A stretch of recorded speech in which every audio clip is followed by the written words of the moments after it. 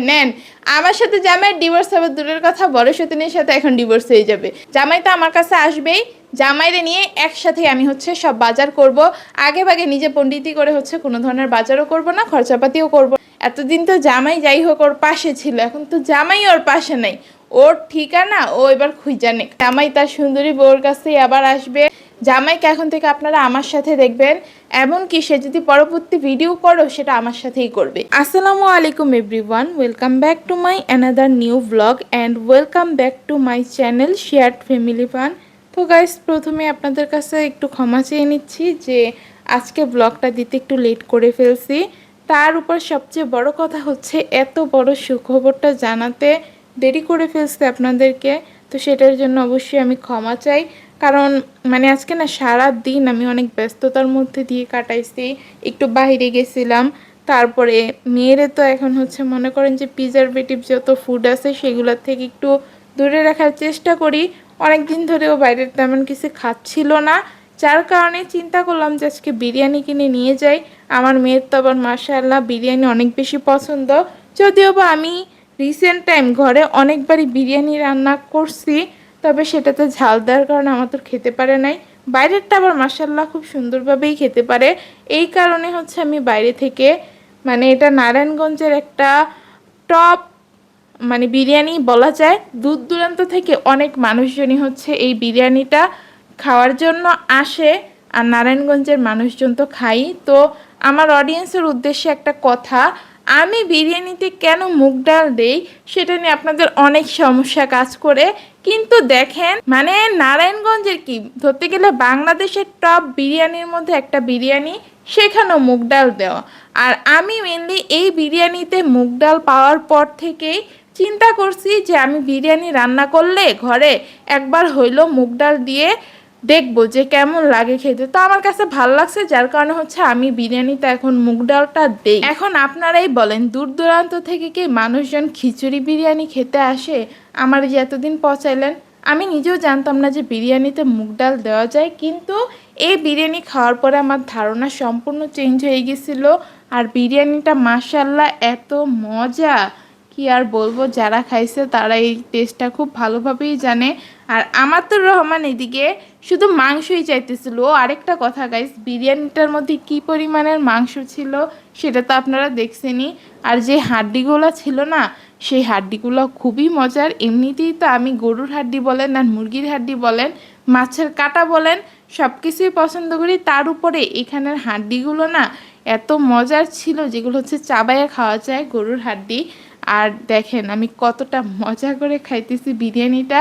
আগে আমি বিরিয়ানির সাথে না কাঁচামরিচ একদমই খেতে পারতাম না, কিন্তু এখন আমার বিরিয়ানির সাথে না কাঁচামরিচ না হইলে মনে হয় বিরিয়ানি খাওয়াটা একদমই জমে না। আর আমাতুর রহমানের সাথে একটু মজা করতেছিলাম। ও শুধু মাংস চাইতেছিল আমার কাছ থেকে, যে ও শুধু মাংস খাবে, বিরিয়ানির ভাতও খাবে না।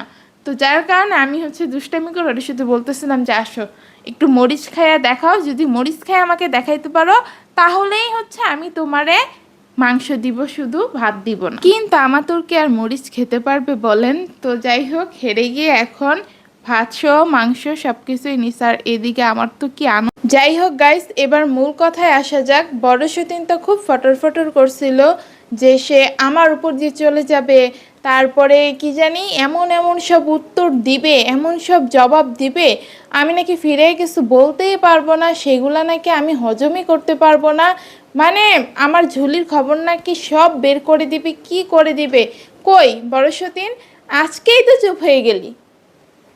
তুই যে বললি যে আমি নাকি আর কথা বলার মতো কিছু পাবোই না, তুই নিজেই তো চুপ হয়ে গেলি। আর সবচেয়ে বড় কথা হইতেছে গাইস, বড় সেদিন এখন চুপ হওয়ার পিছনে আরো বড় কারণ আছে। ও যে চুরি করছে চুন্নি, এখন চুন্নির কারণে আমার জামাই তো এতদিন তার বড় বউয়ের খুব প্রশংসা গাইছে। আমি কেন বড় বউরে চুন্নি বলি চুন্নি বলি, সেটা আমার জামাইয়ের খুব গায়ে লাগতো। এটা নিয়ে আমারে দুই চার কথা আমার জামাই ইচ্ছা মতো শুনাইছে। কিন্তু এখন দিন শেষে গিয়ে দেখলো যে তার বড় বউ আসলেই চুন্নি। এখন চুরি করছে ভালো কথা, আমার সাথে তো পাঙ্গা লাগছে, সেই পাঙ্গায় তো হারছে আমার জামাই।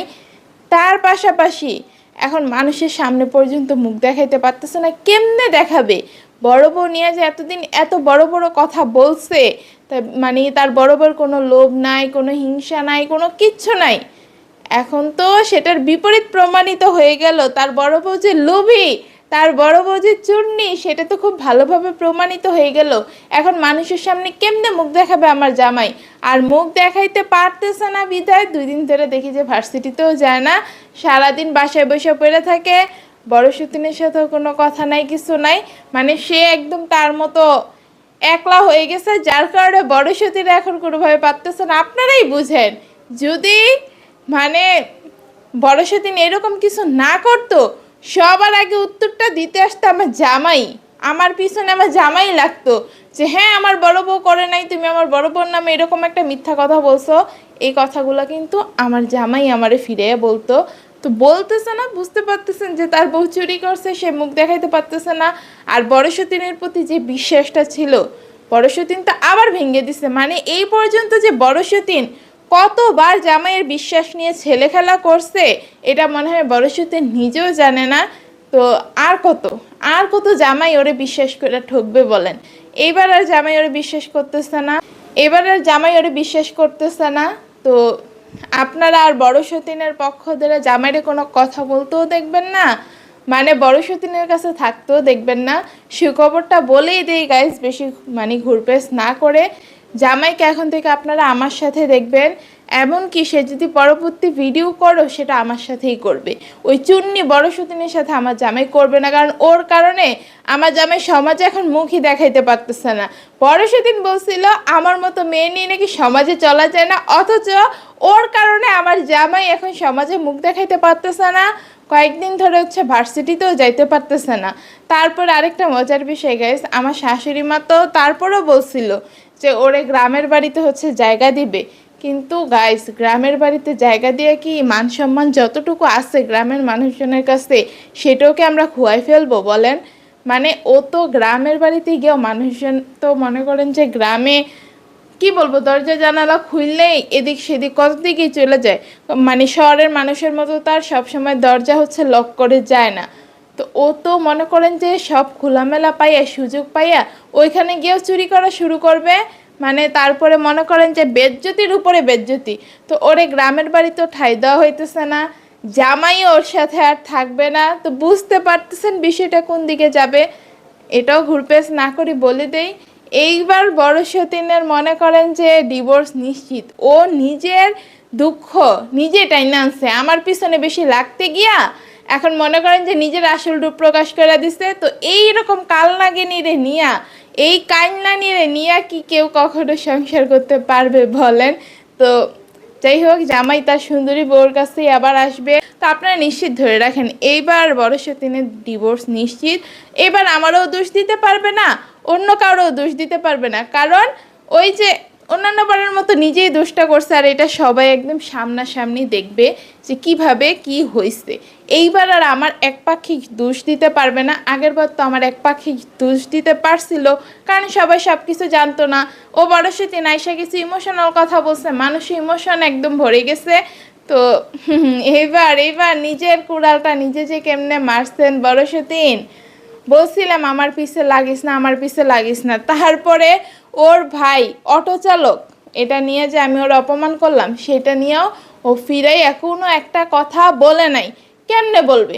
ওরও তো বলার মতো মুখ নেই, ও তো একে চুন্নি, তার উপরে অটো চালকের বোন হইয়া এতদিন আমার একটা এরকম হাই ক্লাস ফ্যামিলিরে ও বলে কি যে আমাদের নাকি কোনো যোগ্যতা নাই, আমি নাকি অনেক খারাপ ফ্যামিলি থেকে বিলং করি। তা এখন যখন মুখের উপর উচিত জবাব দিয়ে দিছে, আর কি বলবে? শাশুড়ি ওরে এই বাড়িতেও জায়গা দিবে না, গ্রামের বাড়িতেও জায়গা দিবে না, আর জামাই ওরে জায়গা দিবে না। এতদিন তো জামাই যাই হোক ওর পাশে ছিল, এখন তো জামাই ওর পাশে নাই। ওর ঠিকানা ও এবার খুঁজা নেক। আগের বার বহুত জ্বালাইছোস, জামাই তোর পিছে পিছে ঘুরছে দেখা অনেক জ্বালাইছোস। আর বলছিলাম না যে তাবিজের কেরামতি কখনোই থাকবে না, কারণ আল্লাহ হচ্ছে সর্বশক্তিমান, আল্লাহর উপরে কোনো কিছু নাই। আল্লাহ মানে কি বলবো, আল্লাহ যেটা ইশারা করে সেটাই সবসময় হয়। ওই যতই তাবিজ করুক না কেন, যতই কুফুরি কালাম করুক না কেন, ওইসবে কখনো কোনো কাজ হয় না। তো আমার সবসময় হচ্ছে আল্লাহর উপরে বিশ্বাস ছিল। তা আল্লাহ সবসময় আমার সাথে ভালোটা করছে আর ভালোটাই করবে। আপনারাও সেই যতই বদদোয়া দেন আর যাই করেন না কেন ওই বদদোয়াটা না আপনাদের উপরেই সবার আগে পড়ে। বাইরে ভাই আপনারা যেই দোয়া করছেন যে আমার সাথে যাতে জামাইয়ের ডিভোর্স হয়ে যায়, নেন। আমার সাথে জামাইয়ের ডিভোর্স হবে দূরের কথা, বড় সতীনের সাথে এখন ডিভোর্স হয়ে যাবে। ওই যে কারোর জন্য বদদোয়া যদি করে সেই বদদোয়াটা নিজের উপরেই আগে পড়ে। তো বড় সতীন এই দোয়া করছিল না, এই আকাঙ্ক্ষাই ওর মনের মধ্যে ছিল না আমার সাথে যাতে জামাইয়ের ডিভোর্সটা হয়ে যায়। অনেক চেষ্টা করছিল না, আসার পর থেকে তো চেষ্টা করেই যেতেছে কিভাবে হচ্ছে জামাইরা আমার কাছ থেকে দূরে সরানো যায়, কিভাবে হচ্ছে ডিভোর্সটা করানো যায়। দূরে তো রাখছেই তাবিজ কইরা, এই মানে এখন কিভাবে হচ্ছে ডিভোর্সটা করানো যায়, কিন্তু ডিভোর্স তো করাইতে পারে না, ওটা নিজের মধ্যে এখন ডিভোর্স হয়ে যাবে। চুন্নি চুন্নি চুন্নি চুন্নি রে নিয়ে কি বলি বলেন, কথা বললে রে নিয়ে শেষই হবে না। আপনারা, আমি বারবারই বলছি, আপনারা কার পক্ষ ধরতেছেন, কার পক্ষ ধরতেছেন? এই বড় সুতিন ট্যাগ লাগানো একটা মানে কি জানি বলতাম গাইস, আমি আজকে না ভুইলাও যাইতেছি এইসব কথা। ওরে নিয়ে আমি কথা বলতে এখন আমার রুচিতে বাঁধে। মানে চুন্নিরে নিয়ে কি কিছু বলার মতো আছে বলেন?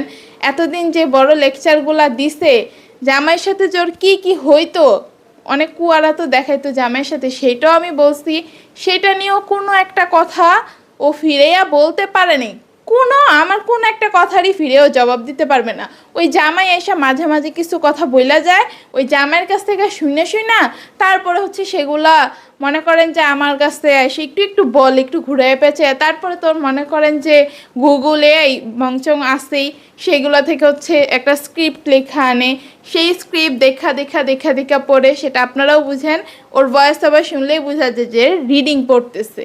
একটা যে আসে না প্রাণবন্ত ভাব বা নিজের মন থেকে কথা বলে যে একটা মানে ইমোশন কাজ করে না, যে একটা আবেগ কাজ করে না, ওর কথাগুলোর মতন ওই জিনিসটা কাজ করে না। তবে যাই হোক, বড় সতীনের কিছু অন্ধভক্তা আছে যাদের কাছে আবার এগুলাই ভাল লাগে। তো সেই অন্ধবিশ্বাস একদিন ভাঙ্গা যাবে, তারপরে সব একসাথে মিললে হচ্ছে আপনারা হাই হতাশ করেন। যাই হোক গাইস, এত কথা বাদ, ওরে নিয়ে কথা বলা বাদ, এখন জামাইয়ের বিষয়ে কিছু কথা বলি। তো আগের বার হচ্ছে জামাই আমার কাছে আসবে সেই শখ করে হচ্ছে আমি অনেক টাকার বাজার সদাই করছিলাম, কিন্তু সেই শখটা আমার পূর্ণ হয় না, একটা ধোকা খাইছিলাম আমি। তো যাই হোক, এবার আর ধোকা টোকা খাইতেছি না, নিজেরও আর ধোকা দিতেছি না। জামাই তো আমার কাছে আসবেই, জামাইরে নিয়ে একসাথে আমি হচ্ছে সব বাজার করব। আগে ভাগে নিজে পণ্ডিতি করে হচ্ছে কোনো ধরনের বাজারও করব না, খরচাপাতিও করব না, জামাইকে নিয়ে যা করার করব। তারপরে পরশু দিনকে আমি বলবো যে দেখো জামাইয়ের ভালোবাসা কিভাবে অর্জন করতে হয়। ওই যে যতই তাবিজ করে রাখো আর যতই কুফরি কালাম করে রাখো, ওইসবে কোনো দিনও কোনো কাজ হয় না। মানে আল্লাহর রহমতেই সবসময় সব কিছু হয়। আর গাইস, আপনাদেরকেও একটা কথা বলি, আমি সব সময় দেখি যে আপনারা মানে আমার বদদোয়াই করতে থাকেন, ওর এটা হয়ে যাক, ওর ওইটা হয়ে যাক। কেন? আমি আপনাদের কোন ক্ষতি করছি? আমার সাথে খারাপ হইতেছে দেখেই তো আমি খারাপ বলি, আমার বলতে বাধ্য হই। আমি কারোর জন্য তো আমি বদদোয়া করি না, কিছু না, আমি জাস্ট মানে আমি শুধুমাত্র সত্যটা আপনাদের সামনে বলি। তারপরেও ভাই এত বদদোয়া, এত রাগ কিসের জন্য? তারপরে মানে বলেন যে আমার নাকি কবরেও জায়গা দিবে না, মানে আমি ছোট সতীন, এই কারণে আমার অনেক দোষ হয়ে গেছে, অনেক বড় পাপ করে ফেলছে আমি সতীন হইয়া। কারণ আমার জামাইয়ের আরেকটা বউ ছিল, আমি সেই বউর পাল্লায় পড়ে কেন আমি সতীনের সংসারে আসলাম, সেটা আমার দোষ হয়ে গেছে। তো আমি মানে ছোট সতীন দেখে আমি মানুষের কাতারেই পড়ি না, আমি মানুষই না। তো আপনাদেরকেই বলি, যদি স্বামী 3 নাম্বার 4 নাম্বার তারপর 2 নাম্বার বউরা, ওরা যদি মানুষ না হইতো, ওই যে সতীন মনে করেন যে সারাদিন চুলাচুলি আর ঝগড়াঝাটি সম্পর্ক হইতো, তাহলে তো আল্লাহ নিজে কোরআনে এসব নিয়ে লিখতো না।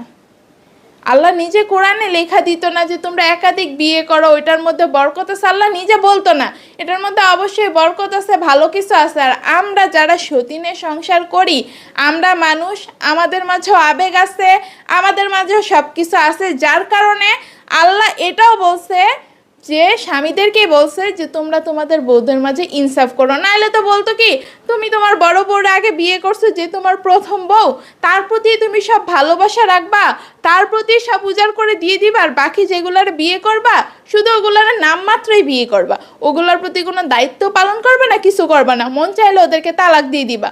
আল্লাহ নিজে এই কথা বলে দিত। আল্লাহ তার বলতো না সবার মাঝে ইনসাফ করো, সবার মাঝে হচ্ছে সমান অধিকার আদায় করো, এ কথা আল্লাহ বলতো না। তো আপনারা তো সবাই অনেক ধার্মিক, এই কারণে এই কথাটা বললাম যে আপনারা সবাই অনেক ধার্মিক, অনেক কিছু জানেন।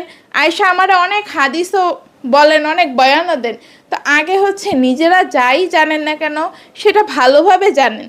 মানে আমার পিছনে ভাই আমি আপনাদের কি ক্ষতি করছি, আমার সাথে কেন এমন করেন, সব সময় আমার পিছনে কেন আপনারা লাগেন, আমি সেটাই বুঝি না। আমি আপনাদের কমেন্টগুলো দেখলে অবাক হয়ে যাই। হ্যাঁ, আপনাদের যদি আমারে ভালো না লাগে, আমার কথা শুনলে আপনাদের কাছে রাগ লাগে, স্বাভাবিকভাবে সবার কথা ভালো লাগবে না, আমি জিনিসটা পজিটিভভাবেই নিতেছি।